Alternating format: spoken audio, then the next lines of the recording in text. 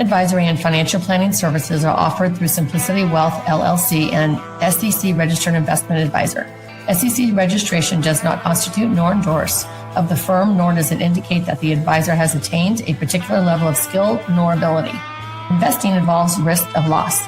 Insurance, consulting, and education services offered through Diamond Life Planning is a separate and unaffiliated entity from Simplicity Wealth. This information is provided as a general information and is not intended to be specific financial guidance.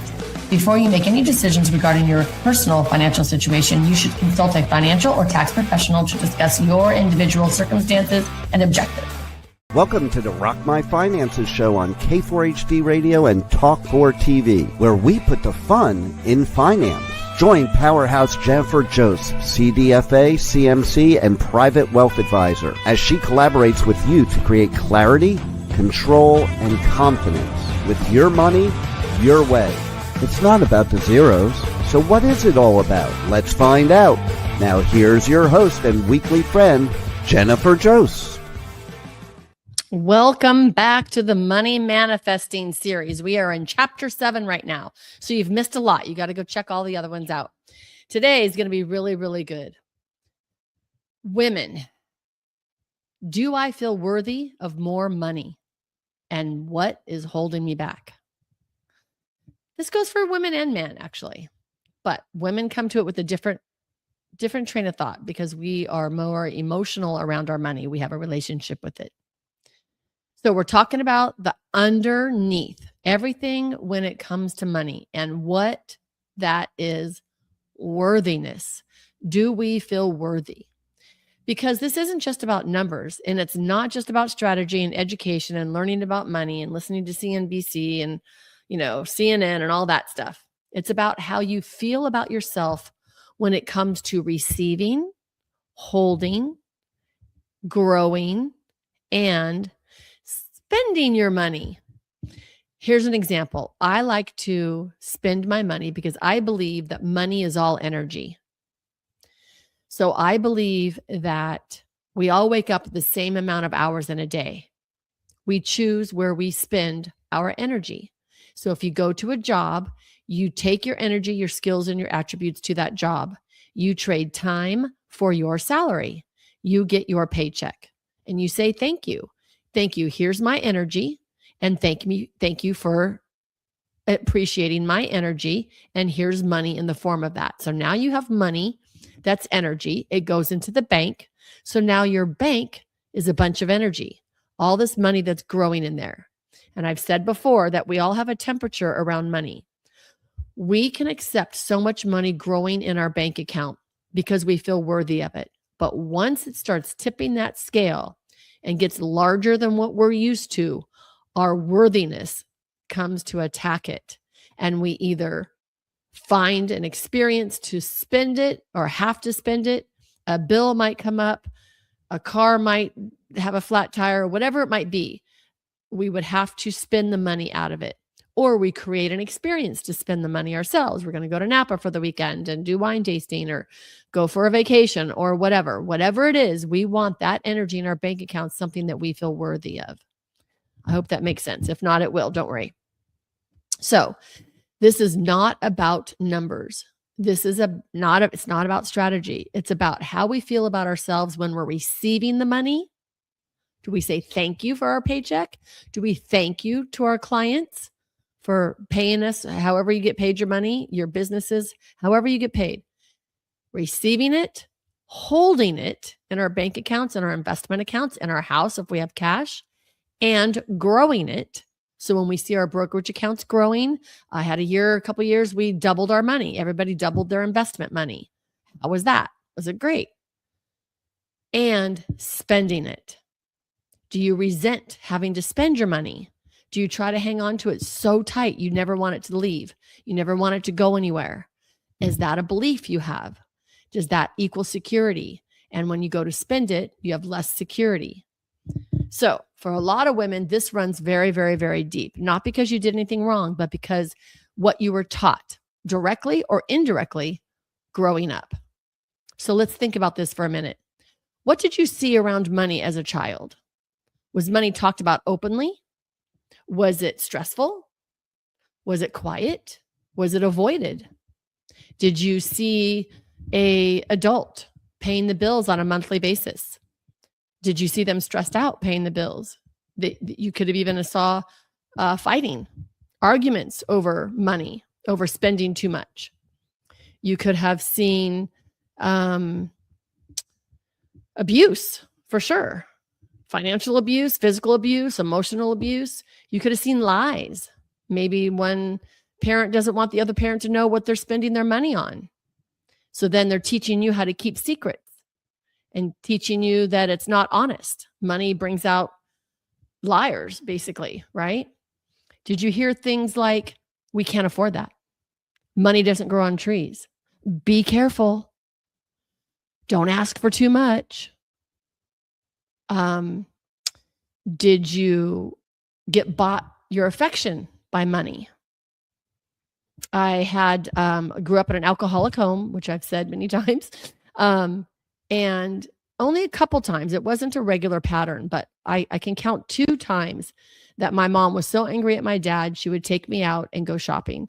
And I remember a sweater that I bought one time because my mom's frugal like me. I love that F word. I'm very frugal. And it was an extravagant sweater. It was very extravagant. I would have never spent that money on it. And then another time I got a jacket that was very extravagant that we would have never spent that. She would have never spent that money on that time. Now, we used to shop at Mervyn's. Remember Mervyn's back in the day? Mervyn's, Grant's. I can't remember. Anyways, I was raised in California. So that's where we shopped. There was no Nordstrom's, Macy's, Saks. There was none of that. So I grew up frugal and knowing that. And so I knew that there was something going on with that money during that time, that she would be spending something so crazy, right? So it's not about the money. It's about the feeling behind the money. And maybe it wasn't even about money. Maybe it's about being nice. Did you hear that? I mean, I was raised, I had a best friend that was in the church, and it was a Baptist church. It was fun. I really enjoyed going there. We went to missionettes on Wednesdays. We went to youth group on Fridays. We went to church on Sundays, and then we went for lunch, and then we went back to church on Sunday nights. So I enjoyed it. It was fun, but it did teach girls to be quiet and nice. That was my lesson that I got out of church. And if not, Jesus was not going to love me. I wasn't going to be good enough. And I never did feel good enough going to church. I have to say, that's just an aha that I just had and shared with you. There you go. Thanks for the therapy. Okay.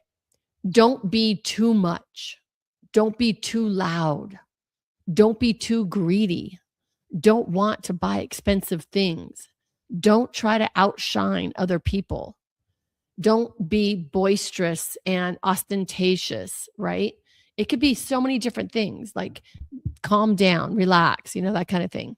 And what happens over time is those messages start to shape how you see yourself.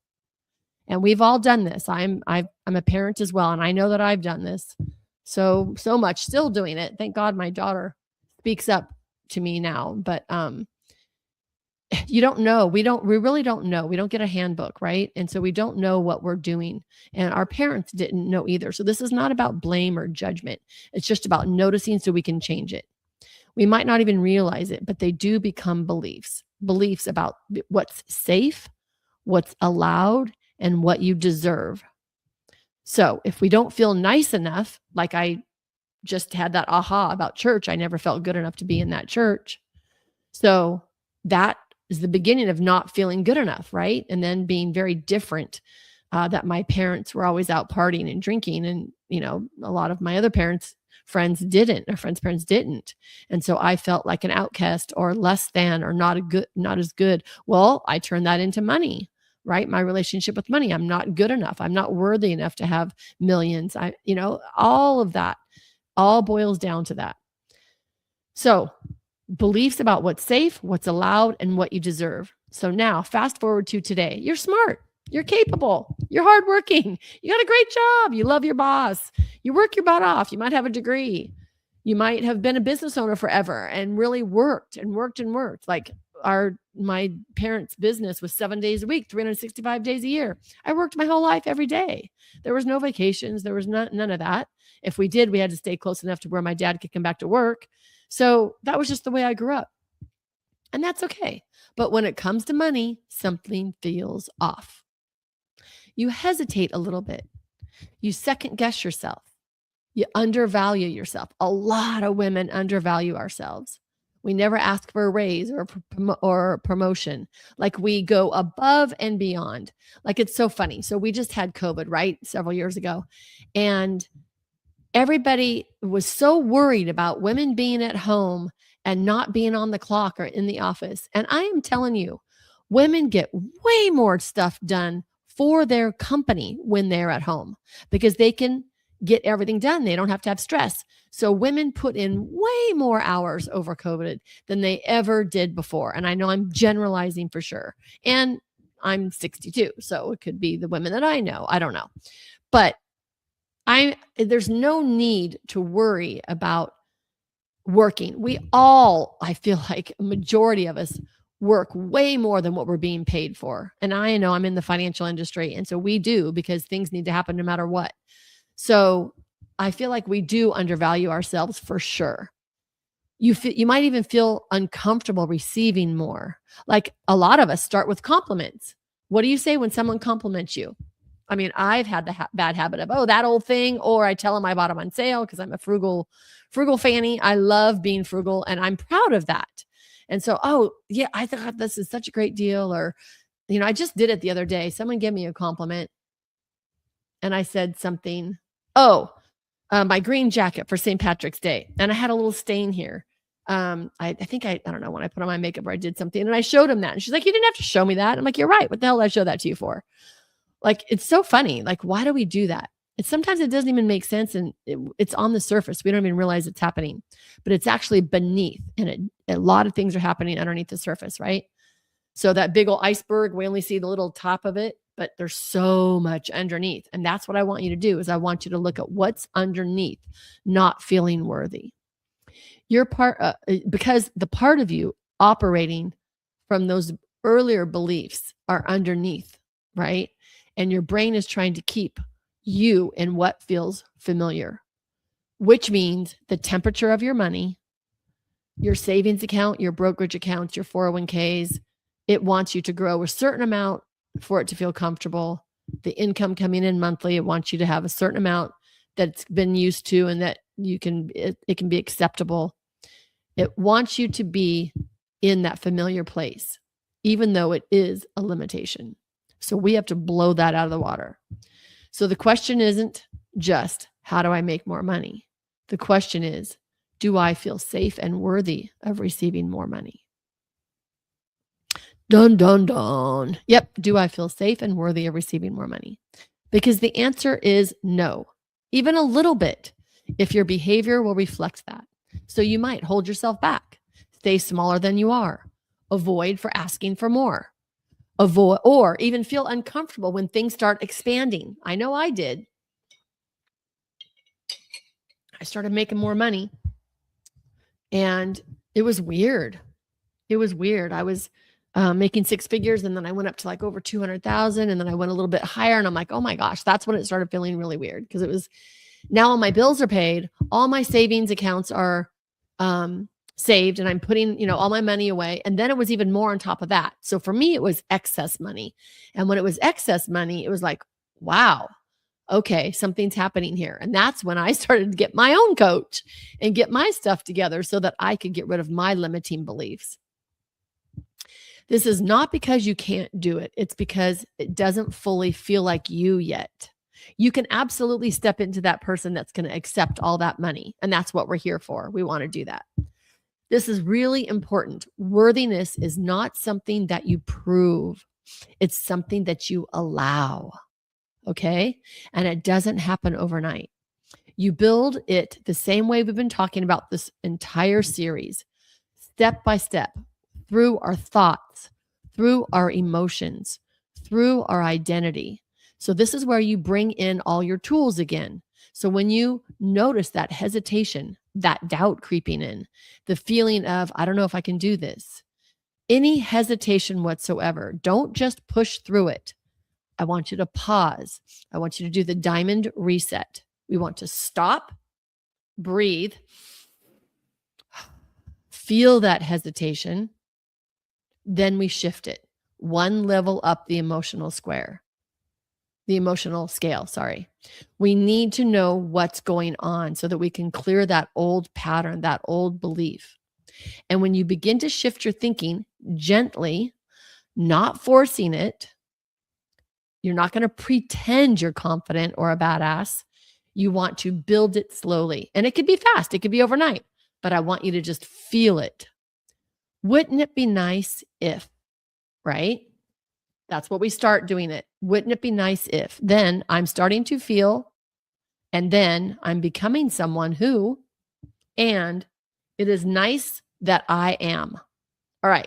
So the first one, wouldn't it be nice if I trusted myself with more money? Wouldn't it be nice if I felt really good when I got an extra big bonus? Wouldn't it be nice if I knew exactly what to do with all my money when I doubled my income? I'm starting to feel more capable. I'm starting to feel more confident. I'm starting to feel like I deserve more money. I'm starting to feel worthy of more money. I am becoming someone who handles money very well. I am becoming someone who loves money. I am becoming someone who knows about money. I am becoming someone who feels really good about having lots of money. I am becoming someone who likes money in the excess. It is nice that I am growing into a confident woman.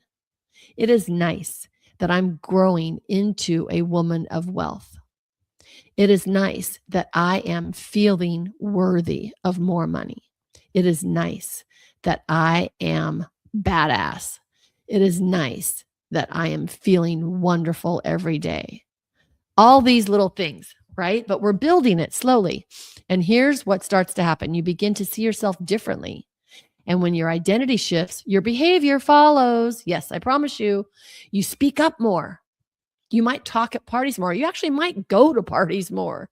You make clear decisions. They feel better and they're easier, quicker. They're more decisive and they feel really good. You stop shrinking yourself. And that's where the Diamond Life 3Cs come in, because when you start to see yourself clearly, that's clarity. When you trust yourself more, that's control. And when you trust your decisions, that's confidence. So if you've ever felt something is holding you back with money, I want you to consider this. It may not be your ability. It may not be your knowledge. It may be the version of you that you've been taught to be. And now, just because it isn't familiar doesn't mean you cannot become someone new. It's about allowing yourself to become who you already are without the limits and that you've learned along the way. So we just want to release the limits. And this is where everything begins to change. Are you ready for a short exercise? All right, here we go. Keep this calm, simple, and not overwhelming. Just a quick exercise that you can do. Bring out your money journal. You can do it right now. You can do it later. It's not complicated, just awareness. Take a piece of paper, open your notes, write this at the top. What do I believe about myself when it comes to money? What do I believe about myself when it comes to money? You might write, I'm not good with money. I always feel behind. You might write, I have to work really hard for money. I don't know if I can handle more money. I don't know how to make more money. Money scares me. I'm not good with money. I always lose money. I never have enough money. All of those things, right? Notice what comes up. Then you want to ask yourself the second question. Along each sentence that comes up, I want you to spend a little bit of time with this. This is groundbreaking. This is what I do in my coaching. Want to ask yourself, where did I learn this? Who did I learn this from? So then we're going to go back to the first statement on your page. I'm not good with money. Where did I learn this? Well, my dad always yelled at my mom about the bills. So I learned it from my mom. You might be great with money. but you're taking on that persona. Since your mom's not good with money, you're not good with money. Where did I learn this? I could have learned it because I charged up credit cards in college. And then I paid off my debt and moved on, so that you might have had that stigma in your head from here on out that you're not good with money. You might be a spender. A lot of people are emotional spenders. They want to find some type of joy in their life, and so they'll go spend money. And that brings them a very short-lived joy, just like eaters, overeaters, right? Or bad eaters, I should say, right?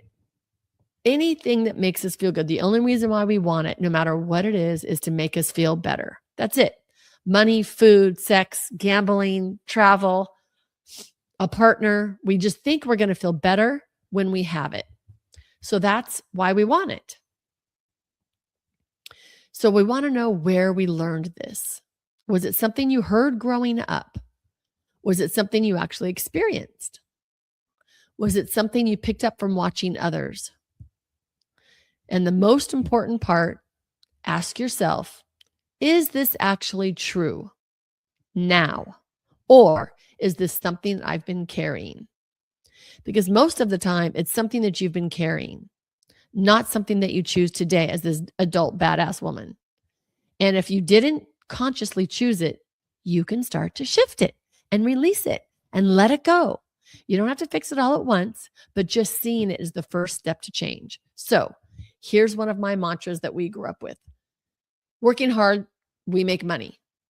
Like we worked 7 days a week, 365 days a year. That's just what our business was. So working hard made money. And we did. We had a good life growing up. I had a waterbed. I had a TV in my room. I had a phone in my room. You know, I did okay. I got a car when I was 16. And then I bought my own car. So working hard make money. Well, I busted that out the year that I took some time off and relaxed and didn't go in Fridays and Mondays, and I doubled my income.